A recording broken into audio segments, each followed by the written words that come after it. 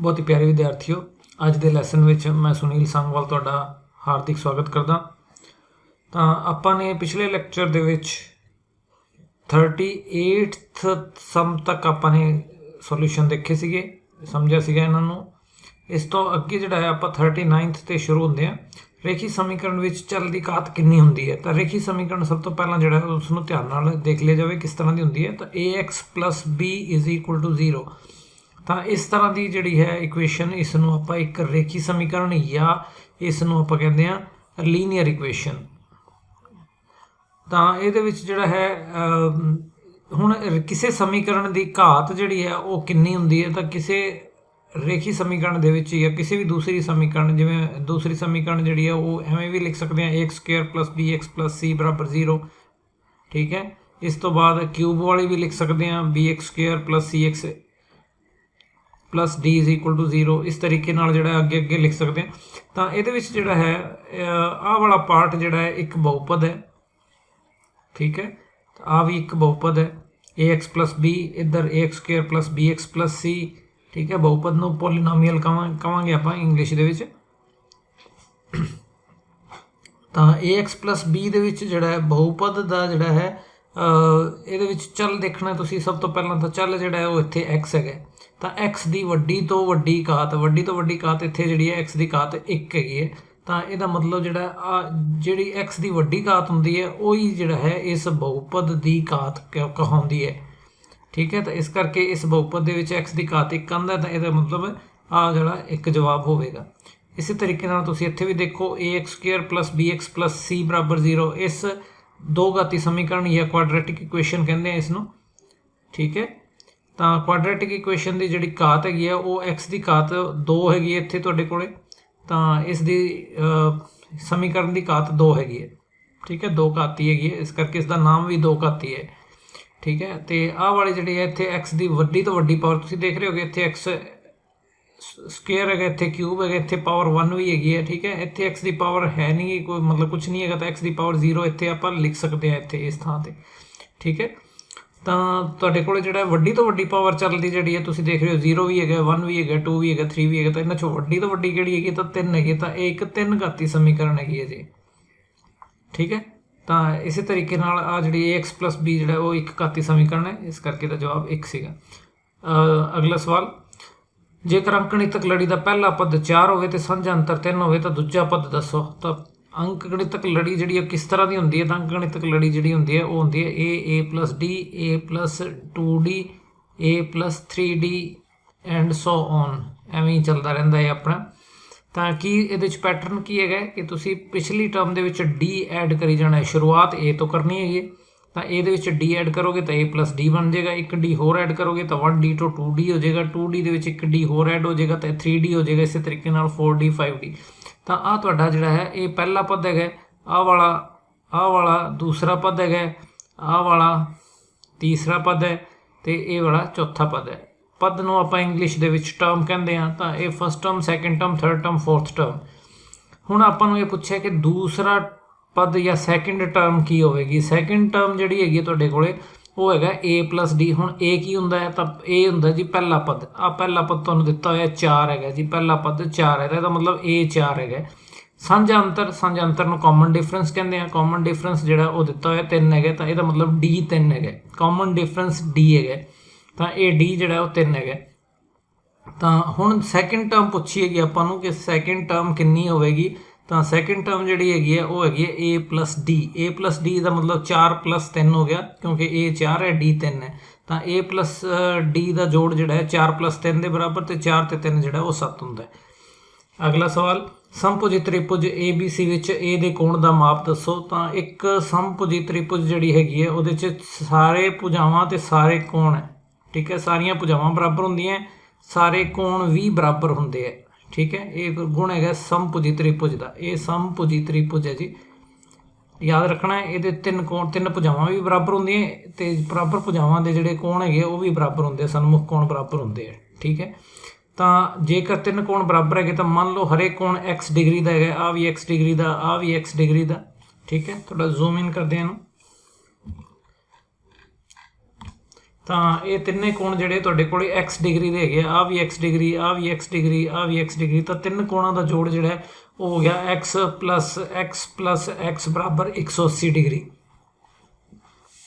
ਤੇ ਇਹਦਾ ਮਤਲਬ ਹੈ 3x ਬਰਾਬਰ 180 ਡਿਗਰੀ, ਤੇ 3x ਜੇਕਰ 180 ਡਿਗਰੀ ਦੇ ਬਰਾਬਰ ਹੈ ਤਾਂ 1x ਕਿੰਨਾ ਹੋਇਆ, ਤਾਂ 1x ਜਿਹੜਾ ਉਹ 180 ਡਿਗਰੀ ਬਟਾ 3 ਹੋ ਗਿਆ ਜੀ। 180 ਡਿਗਰੀ ਬਟਾ 3 ਜਿਹੜਾ ਉਹ 60 ਡਿਗਰੀ ਹੁੰਦਾ, 60 × 180 ਹੁੰਦਾ, ਠੀਕ ਹੈ। ਤਾਂ ਇਹਦਾ ਮਤਲਬ ਹਰੇਕ ਕੋਣ ਜਿਹੜਾ ਉਹ 60 ਡਿਗਰੀ ਦਾ ਹੋਵੇਗਾ। ਆ ਵੀ 60 ਡਿਗਰੀ, ਆ ਵੀ 60 ਡਿਗਰੀ, ਤੇ ਇੱਧਰ ਆ ਕੋਣ ਵੀ 60 ਡਿਗਰੀ ਦਾ ਹੋਵੇਗਾ।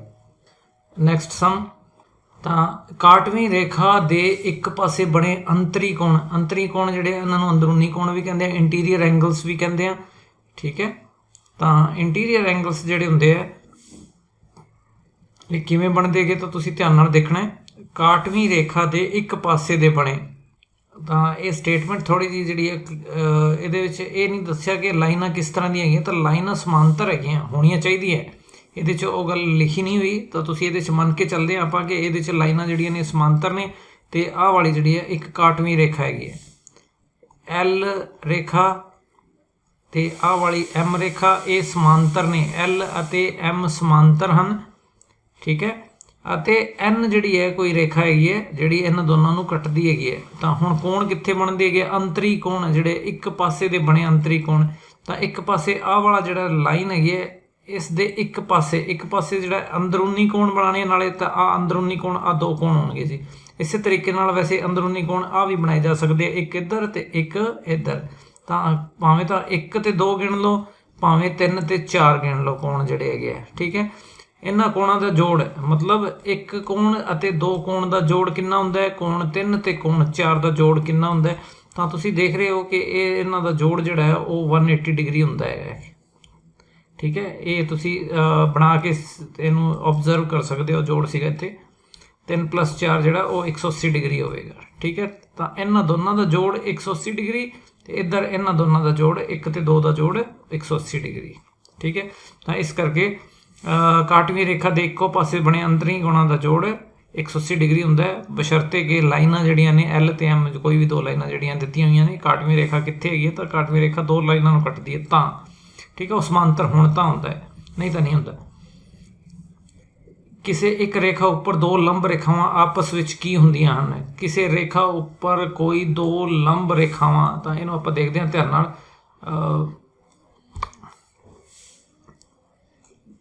ਤਾਂ ਧਿਆਨ ਕੀਤਾ ਜਾਵੇ, ਇੱਕ ਰੇਖਾ ਹੈਗੀ ਹੈ, ਇਹਦੇ ਉੱਪਰ ਦੋ ਲੰਬ ਬਣਾਉਣੇ ਆ ਜੀ ਤੁਸੀਂ, ਠੀਕ ਹੈ। ਆ ਦੋ ਲੰਬ, ਆ ਵੀ 90 ਡਿਗਰੀ, ਆ ਵੀ 90 ਡਿਗਰੀ, ਠੀਕ ਹੈ। ਲੰਬ 90 ਡਿਗਰੀ ਦੇ ਹੁੰਦੇ, ਤੁਹਾਨੂੰ ਪਤਾ ਹੈ, ਠੀਕ ਹੈ। ਤਾਂ ਹੁਣ ਤੁਸੀਂ ਦੇਖ ਰਹੇ ਹੋ ਕਿ ਇਹ ਵਾਲੀਆਂ ਦੋਨੇ ਜਿਹੜੀਆਂ ਨੇ ਇਹ ਆਪਸ ਦੇ ਵਿੱਚ ਕਿਸ ਤਰ੍ਹਾਂ ਦੀਆਂ ਲਾਈਨਾਂ ਨੇ, ਤਾਂ ਇਹ ਦੋਨੇ ਸਮਾਂਤਰ ਹਨ, ਠੀਕ ਹੈ। ਇਹਨਾਂ ਦੇ ਵਿਚਕਾਰ ਜਿਹੜੀ ਦੂਰੀ ਹੈਗੀ ਇੱਥੇ ਵੀ ਉਨੀ ਹੈਗੀ ਹੈ ਜਿੰਨੀ ਕਿ ਇੱਥੇ ਹੈਗੀ ਹੈ, ਤੇ ਇੰਨੀ ਦੂਰੀ ਜਿਹੜੀ ਹੈ ਉਹ ਅੱਗੇ ਰਹੇਗੀ, ਠੀਕ ਹੈ। ਇੱਕੋ ਜੀ ਦੂਰੀ ਰਹਿੰਦੀ ਹੈ, ਤੇ ਦੋ ਲਾਈਨਾਂ ਦੇ ਵਿਚਕਾਰ ਜੇਕਰ ਇੱਕੋ ਜੀ ਦੂਰੀ ਰਹਿੰਦੀ ਹੈ ਤਾਂ ਉਸ ਤਰ੍ਹਾਂ ਦੀਆਂ ਲਾਈਨਾਂ ਨੂੰ ਸਮਾਂਤਰ ਰੇਖਾਵਾਂ ਕਿਹਾ ਜਾਂਦਾ ਹੈ ਜੀ। ਸਮਾਂਤਰ ਜਿਹੜਾ ਹੈਗਾ ਸਮਾਨ ਅੰਤਰ ਤੋਂ ਬਣਿਆ ਹੋਇਆ ਹੈ, ਠੀਕ ਹੈ।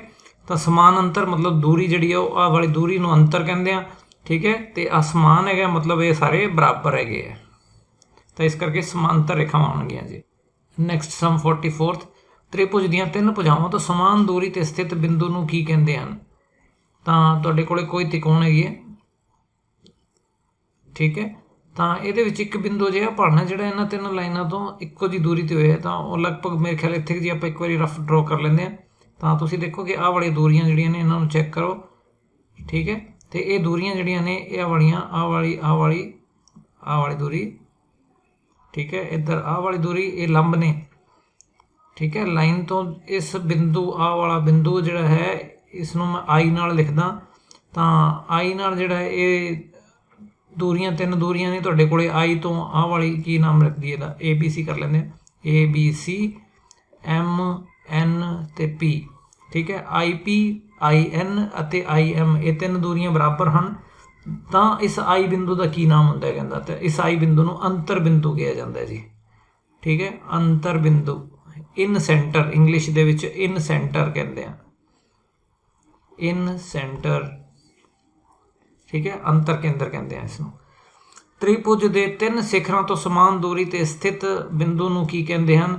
ਤਾਂ ਇਹ ਕਿਵੇਂ ਹੈਗਾ ਤੁਹਾਡੇ ਕੋਲੇ, ਸਿਖਰਾਂ ਤੋਂ ਸਮਾਨ ਦੂਰੀ, ਤਾਂ ਸਿਖਰਾਂ ਤੋਂ ਸਮਾਨ ਦੂਰੀ ਜਿਹੜੀ ਹੈ ਕੁਛ ਇਸ ਤਰ੍ਹਾਂ ਦੀ ਹੋਏਗੀ। ਇਹਦੇ 'ਚੋਂ ਜਿਹੜਾ ਚੱਕਰ ਲੰਘਦਾ ਇੱਕ, ਠੀਕ ਹੈ, ਇਸ ਤਰੀਕੇ ਨਾਲ, ਠੀਕ ਹੈ। ਤਾਂ ਇਸ ਆ ਚੱਕਰ ਦਾ ਕੇਂਦਰ ਹੁੰਦਾ ਹੈ, ਤੇ ਇਸ ਬਿੰਦੂ ਨੂੰ ਜਿਹੜਾ ਉਹ ਪਰੀ ਕੇਂਦਰ ਕਿਹਾ ਜਾਂਦਾ ਹੈ। ਇਸ ਬਿੰਦੂ ਨੂੰ ਪਰੀ ਕੇਂਦਰ ਕਿਹਾ ਜਾਂਦਾ ਹੈ, ਪਰੀ ਕੇਂਦਰ, ਠੀਕ ਹੈ। ਤੇ ਇਹਦੇ ਵਿੱਚ ਜਿਹੜਾ ਗੁਣ ਕੀ ਹੈਗਾ ਕਿ ਆਹ ਵਾਲਾ ਅਰਧ ਵਿਆਸ ਬਣਦਾ ਚੱਕਰ ਦਾ, ਆਹ ਵੀ ਅਰਧ ਵਿਆਸ ਹੈਗਾ ਤੇ ਆਹ ਵੀ ਅਰਧ ਵਿਆਸ ਹੈਗਾ, ਠੀਕ ਹੈ। ਤਾਂ ਜੇਕਰ ਇਹ ਸਾਰੇ ਅਰਧ ਵਿਆਸ ਹੈਗੇ ਤਾਂ ਸਾਰੀਆਂ ਲੰਬਾਈਆਂ ਬਰਾਬਰ ਹੋਣਗੀਆਂ, ਮਤਲਬ ਇਹ ਸਿਖਰ ਤਿਕੋਣ ਦੇ ਜਿਹੜੇ ਆ ਉਹ ਇੱਕੋ ਜਿਹੀ ਦੂਰੀ ਤੇ ਹੈਗੇ ਇਸ ਬਿੰਦੂ ਤੋਂ, ਠੀਕ ਹੈ। ਤੇ ਇਸ ਨੂੰ ਸਰਕਮ ਸੈਂਟਰ ਕਿਹਾ ਜਾਂਦਾ ਜੀ, ਇਹ ਵੀ ਤੁਸੀਂ ਨੋਟ ਕਰ ਲਿਓ ਜੀ, ਸਰਕਮ ਸੈਂਟਰ, ਇਨ ਸੈਂਟਰ, ਸਰਕਮ ਸੈਂਟਰ। ਇਨ ਸੈਂਟਰ ਦੇ ਵਿੱਚ ਵੀ ਜਿਹੜਾ ਇੱਕ ਸਰਕਲ ਬਣਦਾ ਹੈਗਾ ਤੇ ਉਹ ਸਰਕਲ ਜਿਹੜਾ ਉਹ ਅੰਦਰ ਬਣਦਾ ਹੈ ਤਿਕੋਣ ਦੇ, ਇੱਥੇ ਸਰਕਮ ਸਰਕਲ ਜਿਹੜਾ ਹੈਗਾ ਉਹ ਬਾਹਰ ਬਣਦਾ ਹੈਗਾ ਤੇ ਇਸ ਸੈਂਟਰ ਦਾ ਨਾਮ ਸਰਕਮ ਸੈਂਟਰ ਹੈਗਾ, ਪਰਿਕੇਂਦਰ। ਸੰਗਾਮੀ ਰੇਖਾਵਾਂ ਕਿਹੜੀਆਂ ਹੁੰਦੀਆਂ ਹਨ? ਸੰਗਾਮੀ ਰੇਖਾਵਾਂ ਉਹ ਹੁੰਦੀਆਂ ਹੈ ਜੋ ਇੱਕ ਬਿੰਦੂ ਤੋਂ ਲੰਘਦੀਆਂ ਹਨ, ਠੀਕ ਹੈ। ਇੱਕ ਬਿੰਦੂ ਤੋਂ ਲੰਘਦੀਆਂ ਹਨ ਮਤਲਬ ਇੱਕ ਥਾਂ ਤੇ ਕੱਟਦੀਆਂ ਹਨ, ਸੰਗਾਮੀ ਨੇ। ਕਾਟਵੀਆਂ ਰੇਖਾਵਾਂ ਨੂੰ ਹੀ ਸੰਗਾਮੀ ਰੇਖਾਵਾਂ ਕਹਿੰਦੇ ਹਨ। ਦੋ ਕਾਟਵੀ ਰੇਖਾਵਾਂ ਵਿਚਕਾਰ ਦੂਰੀ ਕਿੰਨੀ ਹੁੰਦੀ ਹੈ? ਤਾਂ ਇਹਨਾਂ ਦੇ ਵਿਚਕਾਰ ਦੂਰੀ ਜਿਹੜੀ ਹੈਗੀ ਆ 0 ਹੁੰਦੀ ਹੈ, ਕਿਉਂਕਿ ਦੋਨੇ ਇੱਕ ਦੂਜੇ ਦੇ ਉੱਪਰ ਇੱਕ ਪੁਆਇੰਟ ਜਿਹੜਾ ਦੋਨਾਂ ਤੇ ਅਜਿਹਾ ਲੱਭਣਾ ਹੁੰਦਾ ਜਿੱਥੇ ਦੂਰੀ ਘੱਟ ਤੋਂ ਘੱਟ ਹੋਵੇ। ਤਾਂ ਇੱਥੇ ਜਿਹੜਾ ਇਸ ਬਿੰਦੂ ਤੋਂ ਇਸ ਬਿੰਦੂ ਤੱਕ ਦੀ ਦੂਰੀ ਜਿਹੜੀ ਹੈ ਉਹ 0 ਹੋ ਜਾਂਦੀ ਹੈ, ਤੇ ਇਸ ਕਰਕੇ ਆਹ ਵਾਲਾ 0 ਹੈਗਾ ਜੀ, ਠੀਕ ਹੈ। ਤਾਂ ਇਹ 0 ਦੂਰੀ ਹੁੰਦੀ ਹੈ ਜੀ। ਦੋ ਕਾਟਵੀਆਂ ਲਾਈਨਾਂ ਇੱਕ ਤਲ ਦੇ ਵਿੱਚ ਨਾ ਵੀ ਹੋਣ, ਕਾਟਵੀਆਂ ਹੋਣਗੀਆਂ ਤਾਂ ਤਲ ਦੇ ਵਿੱਚ ਹੀ ਹੋਣਗੀਆਂ ਜੀ, ਇਹ ਵੀ ਨੋਟ ਕਰ ਲਿਓ ਜੀ। ਤਿਕੋਣ ਖੁਦ ਅਤੇ ਇਸ ਦਾ ਅੰਦਰੂਨੀ ਭਾਗ ਮਿਲ ਕੇ ਬਣੇ ਖੇਤਰ ਨੂੰ ਕੀ ਕਹਿੰਦੇ ਹਨ? ਤਾਂ ਤਿਕੋਣ ਖੁਦ ਅਤੇ ਤਿਕੋਣ ਦਾ ਅੰਦਰੂਨੀ ਭਾਗ, ਤਾਂ ਇੱਕ ਤਿਕੋਣ ਜਿਹੜੀ ਹੈਗੀ ਹੈ ਇਹ ਤਲ ਨੂੰ 3 ਭਾਗਾਂ ਦੇ ਵਿੱਚ ਵੰਡਦੀ ਹੈਗੀ ਹੈ, ਅੰਦਰੂਨੀ ਭਾਗ, ਇੰਟੀਰੀਅਰ ਤੇ ਬਾਹਰੀ ਭਾਗ ਅਤੇ ਖੁਦ ਤਿਕੋਣ, ਠੀਕ ਹੈ। ਇਹ ਵਾਲੇ ਪੁਆਇੰਟਸ ਜਿਹੜੇ ਇਸ ਤਿਕੋਣ ਦੇ ਉੱਪਰ ਨੇ। ਤਾਂ ਤਿਕੋਣੀ ਆਹ ਵਾਲਾ ਆਪਣਾ ਜਿਹੜਾ ਤਿਕੋਣ ਦੀਆਂ ਭੁਜਾਵਾਂ ਵਾਲੇ ਜਿਹੜੇ ਹੈਗੇ ਬਿੰਦੂ ਹੈਗੇ ਤੇ ਨਾਲੇ ਅੰਦਰੂਨੀ ਬਿੰਦੂ, ਇਹਨਾਂ ਨੂੰ ਸਾਰਿਆਂ ਨੂੰ ਮਿਲਾ ਲਈਏ ਤਾਂ ਇਸ ਨੂੰ ਕੀ ਕਹਿੰਦੇ ਆ? ਇਸ ਨੂੰ ਕਹਿੰਦੇ ਆ ਤਿਕੋਣੀ ਖੇਤਰ, ਟ੍ਰਾਇੰਗੂਲਰ ਰੀਜਨ, ਠੀਕ ਹੈ। ਤਾਂ ਇਸ ਨੂੰ ਮਿਲ ਕੇ ਜਿਹੜੇ ਬਣੇ ਖੇਤਰ ਨੂੰ ਕੀ ਕਹਿੰਦੇ ਹਨ? ਟ੍ਰਾਇੰਗੂਲਰ ਰੀਜਨ ਜਾਂ ਫਿਰ ਤਿਕੋਣੀ ਖੇਤਰ ਕਹਿੰਦੇ ਹਨ। ਚੱਕਰੀ ਚਤੁਰਭੁਜ ਦੇ ਸਾਰੇ ਕੋਣਾਂ ਦਾ ਜੋੜ ਕਿੰਨਾ ਹੁੰਦਾ ਹੈ? ਤਾਂ ਚਤੁਰਭੁਜ ਕੋਈ ਵੀ ਹੋਵੇ, ਠੀਕ ਹੈ, ਕਿਵੇਂ ਦੀ ਵੀ ਕਿਉਂ ਨਾ ਹੋਵੇ, ਤਾਂ ਉਹਦੇ 4 ਕੋਣਾਂ ਦਾ ਜੋੜ ਜਿਹੜਾ ਹੈ ਉਹ 360 ਡਿਗਰੀ ਹੁੰਦਾ ਜੀ, ਹਮੇਸ਼ਾ ਯਾਦ ਰੱਖਣਾ ਹੈ। ਇਹਦੇ ਕੋਣਾਂ ਦਾ ਜੋੜ 360 ਡਿਗਰੀ ਹੁੰਦਾ ਹੈ, ਠੀਕ ਹੈ। ਚੱਕਰੀ ਹੈਗੀ ਹੈ ਕਿ ਨਹੀਂ ਹੈਗੀ ਉਹਦਾ ਕੋਈ ਲੈਣਾ ਦੇਣਾ ਨਹੀਂ ਹੈਗਾ ਇੱਥੇ। ਆਹ ਵਾਲਾ ਜਿਹੜਾ ਹੈ ਹੋਵੇ ਤਾਂ ਵੀ ਠੀਕ ਹੈ, ਤਾਂ ਵੀ ਇਹਦਾ ਜੋੜ 360 ਹੀ ਹੁੰਦਾ ਹੈ। ਜੇ ਨਹੀਂ ਵੀ ਹੈਗੀ ਚੱਕਰੀ ਚਤੁਰਭੁਜ ਤਾਂ ਵੀ ਇਹਦਾ ਜੋੜ ਜਿਹੜਾ ਹੈ ਕੋਣਾਂ ਦਾ ਉਹ 360 ਡਿਗਰੀ ਹੋਵੇਗਾ। ਇੱਕ ਚੱਕਰੀ ਚਤੁਰਭੁਜ ਦੇ ਇੱਕ ਗੁਣ ਹੈਗੇ, ਚੱਕਰੀ ਚਤੁਰਭੁਜ ਪਹਿਲੇ ਤਾਂ ਦੇਖ ਲਓ ਕਿਹੜੀ ਹੁੰਦੀ ਹੈ। ਤਾਂ ਇੱਕ ਅਜਿਹੀ ਚਤੁਰਭੁਜ ਜਿਸ ਦੇ 4 ਸਿਖਰ ਤੁਹਾਡੇ ਕੋਲ ਇੱਕ ਚੱਕਰ ਦੇ ਉੱਪਰ ਸਥਿਤ ਹੋਣ, ਜਿਵੇਂ ਆਹ ਵਾਲੇ ਹੈਗੇ, ਠੀਕ ਹੈ। ਇਹ ਚੱਕਰੀ ਚਤੁਰਭੁਜ ABCD ਨੂੰ ਚੱਕਰੀ ਚਤੁਰਭੁਜ ਕਿਹਾ ਜਾਂਦਾ ਹੈ। ਕਿ ਕਿਸ ਤਰ੍ਹਾਂ ਦੇ ਬਿੰਦੂ ਹੁੰਦੇ, ਸਿਖਰ ਕਿਸ ਤਰ੍ਹਾਂ ਦੇ ਹੁੰਦੇ? ਤੇ ਇਸ ਦੇ ਸਿਖਰ ਇਸ ਤਰ੍ਹਾਂ ਹੁੰਦੇ ਕਿ ਇਹਦੇ ਚਾਰੇ ਬਿੰਦੂ ਜਿਹੜੇ ਇੱਕ ਚੱਕਰ ਦੇ ਵਿੱਚ ਆ ਜਾਂਦੇ ਆ।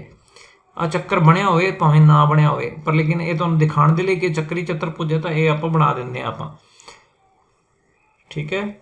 ਤੇ ਇਸ ਦੇ ਵਿੱਚ ਗੁਣ ਆ ਹੈਗਾ ਕਿ ਇਹਦੇ 'ਚ ਆਮਣੇ ਸਾਹਮਣੇ ਵਾਲੇ ਕੋਣਾਂ ਦਾ ਜੋੜ ਜਿਹੜਾ ਉਹ 180 ਡਿਗਰੀ ਹੁੰਦਾ ਹੈ। ਇਹਨਾਂ A ਤੇ C ਦਾ ਜੋੜ ਕੋਣ A ਪਲੱਸ ਕੋਣ C ਇਹ 180 ਡਿਗਰੀ ਹੁੰਦਾ ਹੈ। ਇਸੇ ਤਰੀਕੇ ਨਾਲ ਕੋਣ B ਪਲੱਸ ਕੋਣ D ਜਿਹੜਾ ਉਹ ਵੀ 180 ਡਿਗਰੀ ਹੁੰਦਾ ਹੈ ਤੁਹਾਡੇ ਕੋਲ। ਅਗਲੇ ਸਮ ਤੇ ਆਉਂਦੇ ਆ। ਕਿਸੇ ਵਿਸ਼ੇਸ਼ ਚਤੁਰਭੁਜ ਦੀ ਰਚਨਾ ਲਈ ਕਿੰਨੇ ਅੰਗ ਪਤਾ ਹੋਣੇ ਚਾਹੀਦੇ ਹਨ? ਕਿਸੇ ਵਿਸ਼ੇਸ਼ ਚਤੁਰਭੁਜ ਦੀ ਰਚਨਾ ਕਰਨ ਲਈ ਕਿੰਨੇ ਅੰਗ ਪਤਾ ਹੋਣੇ ਚਾਹੀਦੇ ਹਨ? ਤਾਂ ਇਹਦੇ ਲਈ 5 ਅੰਗ ਜਿਹੜੇ ਆ ਉਹ ਲਾਜ਼ਮੀ ਹੈਗੇ। 5 ਅੰਗ ਆਪਾਂ ਨੂੰ ਪਤਾ ਹੋਣ, 5 ਭਾਗਾਂ ਦਾ ਬਾਰੇ ਪਤਾ ਹੋਵੇ, ਕੋਣ ਹੈ, ਭੁਜਾਵਾਂ ਨੇ। ਤਾਂ ਇਸ ਤਰੀਕੇ ਨਾਲ ਤਾਂ ਇਹ ਜਿਹੜੀ ਚਤੁਰਭੁਜ ਦੀ ਰਚਨਾ ਹੋ ਸਕਦੀ ਹੈਗੀ ਹੈ, ਠੀਕ ਹੈ। ਜਿਵੇਂ ਤਿਕੋਣ ਦੇ ਲਈ ਕੀ ਕੁਝ ਚਾਹੀਦਾ ਹੁੰਦਾ? ਤਾਂ ਤਿਕੋਣ ਦੇ 3 ਭਾਗ ਚਾਹੀਦੇ ਹੁੰਦੇ, ਜਾਂ ਤਾਂ ਤਿੰਨੇ ਸਾਈਡਸ ਪਤਾ ਹੋਣ, ਜਾਂ 2 ਸਾਈਡਸ ਤੇ ਇੱਕ ਵਿਚਾਲੇ ਕੋਣ ਪਤਾ ਹੋਵੇ, ਤੇ ਭਾਵੇਂ ਜਿਹੜਾ ਹੈ 2 ਕੋਣ ਆਸੇ ਪਾਸੇ ਤੇ ਇੱਕ ਵਿਚਾਲੇ ਭੁਜਾ ਪਤਾ ਹੋਵੇ, ठीक है। तो इस तरीके नाल तीन चीज़ां जिहड़ियां ने चाहिदियां ने, या फिर उहदे च जिहड़ा है एक समकोण का पता होवे, एक हाइपोटन्यूज या कर्ण का पता होवे, तो एक भुजा का पता होवे, तां भी जिहड़ा है वो आपां बना सकते हाँ। ठीक है। तो ये वाले ये जिहड़े लिखे है ये होर कुछ नहीं है, ये सरबंग समता के नियम ही सीगे जी। असल च सरबंग समता जिहड़ी सीगी कॉन्ग्रुएंसी है जी, कॉन्ग्रुएंसी कॉन्ग्रुएंट ट्रायंगल्स बारे जिहड़ा सीगा नियम सीगे। तो तीन भुजावां, दो भुजावां दे विचाले कोण, दो आसे पासे कोण, विचाले भुजा ते एक RHS। ठीक है। इस तरीके नाल तो तीन त्रिकोण दे लई तीन चीज़ां दा पता होना चाहिए। त्रिकोण तां बनदी है। तो इस तरीके नाल एक चतुर्भुज की रचना जिहड़ी है उहदे लई 5 भागां दा पता होना चाहिए है, 5 अंग पता होने चाहिए, अंग भाग। प्यारे विद्यार्थियों, मैनूं आस है कि तुहानूं अज दा लैसन जिहड़ा है चंगी तरह समझ आ गया। तो तुसीं इस नूं अपना जिहड़ा है वध तो वध शेयर ते लाइक सबसक्राइब करो चैनल नूं जे नहीं कीता है। तो बहुत बहुत धन्नवाद तुहाडा।